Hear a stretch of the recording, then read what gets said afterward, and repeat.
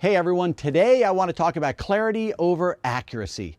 Now, what does that mean? No matter how amazing your techniques, systems, or tools are, if your patients can't follow along and see themselves benefiting from them, it does no one any good. That's why I need to share this information with you. Physicist Dominic Wolleman teaches children mind-numbingly complex topics like quantum physics and nanotechnology, but these kids follow along.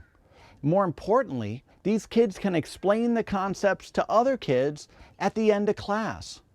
Now, Professor Wolleman, when interviewed, said, listen, you can pretty much explain anything to anybody as long as you go about it the right way.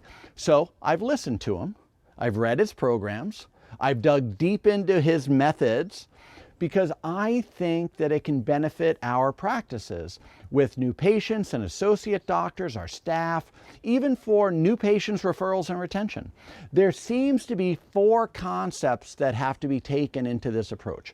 Number 1, start by meeting your audience where they're at. And the quickest way to lose someone is not to begin the race from the same starting line.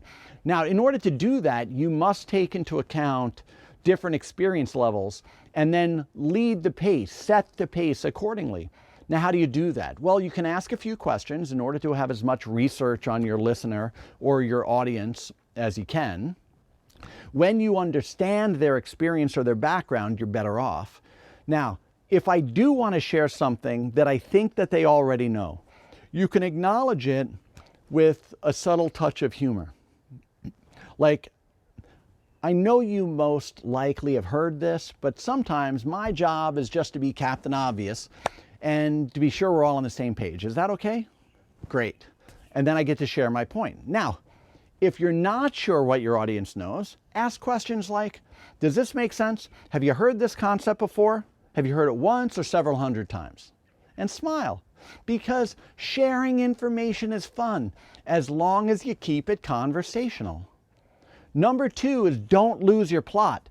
Having deep knowledge is great for a PhD, but most of the world just wants relevance.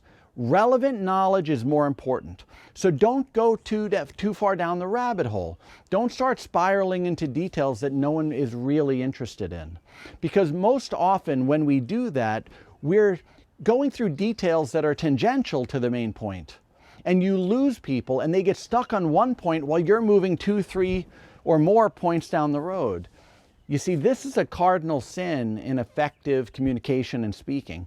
So say what you need to say to communicate your point clearly, brilliantly, memorably, and with emotion. But don't get caught up with add-on thoughts that don't add value, okay? Or relevance. Value, or relevance. So here's a trick. Make a list of a few major points, big, knee-shaking epiphany points, and then support each one with 2 to 3 small details or a metaphor or a story for each major point.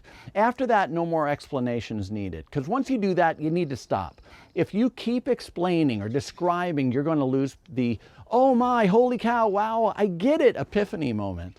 And your talking will leak all the power that you've tried to create and been trying to cultivate. So, the third is go for clarity over accuracy. This does not mean lie or get the facts wrong. It means focus on their ability to comprehend the information.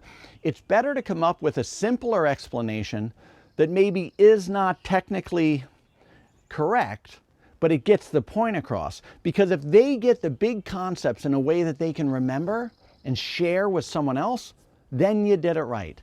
And the final point, the 4th point, is explain why you're so passionate about the topic.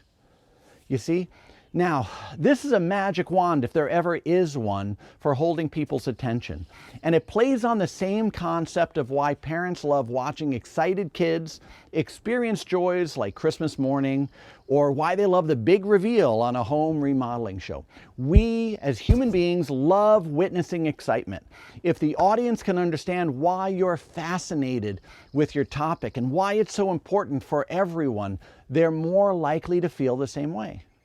So you have to share why you're so excited, enamored, and curious about this message.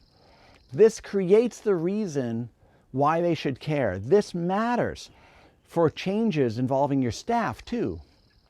You have to establish the reason why change is needed or why a certain strategy should be followed. And don't be afraid to convey your enthusiasm in the energy that you exude. In your voice, in your movements, people get caught up in what you're caught up in, which ultimately aids in the clarity of your communication. So there you have it. Get your message focused on your audience and your mind focused on your message. You will make better connections and you'll get better outcomes.